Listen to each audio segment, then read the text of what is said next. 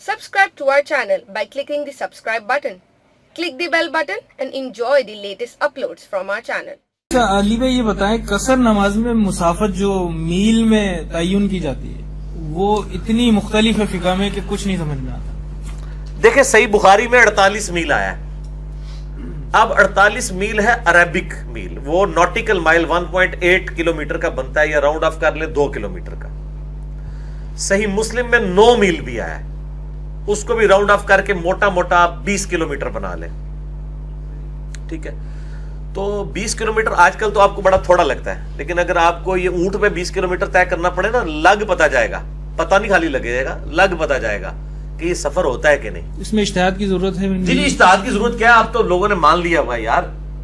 مسئلہ جو ہے وہ صحیح بخاری میں حدیث ہے, مولا علی علیہ السلام جب کوفے کے گھر نظر آ رہے ہوتے تھے, کوفے میں داخل ہونے سے پہلے نماز قصر پڑھ کے پھر داخل ہوتے تھے.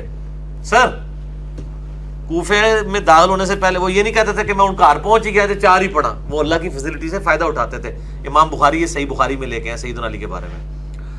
تو 9 میل والا بھی ہے, 48 میل بھی ہے, تو وہ بھی آپ نکال لیں جتنے بھی کلومیٹر بنتا ہے. اس طرح صحیح مسلم صحیح بخاری میں آتا ہے کہ 19 دن تک جب آپ سے کا قیام ہوتا تھا, یعنی 19 دن سے زیادہ ہوگا تو پھر. اور المصنف ابن ابی شیبہ میں عبداللہ بن عمر کے بارے میں 15 دن کا قول بھی ملتا ہے. یہ مختلف فی ہے, اور یہ بھی المصنف ابن ابی شیبہ میں صحابہ کے فتاوی ملتے ہیں کہ جب آذربائیجان کی جنگ کے لیے رشیا کے لیے وہ جا رہے تھے حضرت عثمان کے دور میں, تو آج کل کرتے ہوئے 6 مہینے گزر کے برف باری نہیں رک رہی تھی, تو انہوں نے 6 مہینے قصر پڑی, کیونکہ ان کی نیت نہیں تھی نا وہاں رکنے کی. وہ تو کہتے ہیں کل رکے گی تو چل جائیں. اگر یہ صورتحال ہو آج کل کرتے ہوئے, تو آپ قصر بھی پڑھ سکتے ہیں. ہاں جی, اور قصر واجب نہیں ہے, قصر سنت ہے, اور قصر نہ کرنا بھی سنت ہے. اچھا اس کی جی سنن نسائی میں حدیث ہے, عائشہ کہتی ہے میں نے سفر میں فرض روزہ رکھ لیا, آپ نے چھوڑ دیا. میں نے فرض نماز پوری پڑھ لی, آپ نے قصر پڑھی. بعد میں حضور سے ذکر کیا, میں احسنتی عائشہ, تو نے اچھا کام کیا اور مجھ پہ بھی ملامت نہیں. اور سنن دارقطنی میں حدیث موجود ہے صحیح سند کے ساتھ کہ نبی صلی اللہ علیہ وسلم سفر میں بعض کا پوری نماز بھی پڑھ لیتے تھے, یعنی فرض پورے. سنتے تو ویسے ہی آپ کی اب مطلب بہتر عمل کیا ہے, ہم قصر کریں یا پھر؟ میرا خیال ہے کہ بہتر عمل آپ کی سچویشن ڈیسائیڈ کرے گی. اگر آپ کی سچویشن آپ کو اجازت دے رہی ہے تو آپ جو ہے وہ اس کو دیکھ لیں. آپ جیسے اب گاڑی رکی ہے اس کے اندر سفر کے دوران, اور گاڑی آپ کے اختیار میں نہیں ہے, اور آپ کو پتا انہوں نے کہا 5-7 منٹ ہے, تو پھر 2 ہی فرض پڑھیں, پھر 4 نہ پڑھیں. اگر آپ کے پاس آپ 14 دن کے لیے چلے گئے, یہاں آ جاتے ہیں سپوز, اور اب آپ کہ میں مسافر ہوں, میں 2 ہی پڑھتا رہوں, یہاں پہ امام مقیم 4 ہے, تو آپ کوشش کریں 4 پڑھ لیں, بہتر ہے. لیکن اس کے اوپر بہتر والا چکر کوئی نہیں, یہ کسی کے اوپر قدغن نہیں لگا سکتا, چوائس ہے. اگر آپ 2 کی فیسلٹی ویل کرتے ہیں تو ٹھیک ہے. اور قرآن کے الفاظ یہ ہیں کہ اگر تم سفر میں ہو تو کوئی حرج نہیں اگر قصر کر لو. الفاظ کی انٹینسٹی بتا رہی ہے کہ جسٹ ریلیکسیشن ہے, واجبیت تو ہے ہی نہیں ہے. اور مسلم شریف میں حدیث ہے, حضرت عمر کہتے ہیں کہ میں نے نبی علیہ السلام سے پوچھا کہ اس آیت میں تو ہے کہ جب آپ سفر میں ہو اور آپ کو خطرہ ہو دشمن سے تو قصر کر لو, تو اس کا مطلب ہے خطرہ نہ ہو تو نہ کروں. تو آپ نے فرمایا اللہ نے فیسلٹی دی ہے, لے لو, عام سفر میں بھی لے لو, آفر ہے, لے لو. ہاں.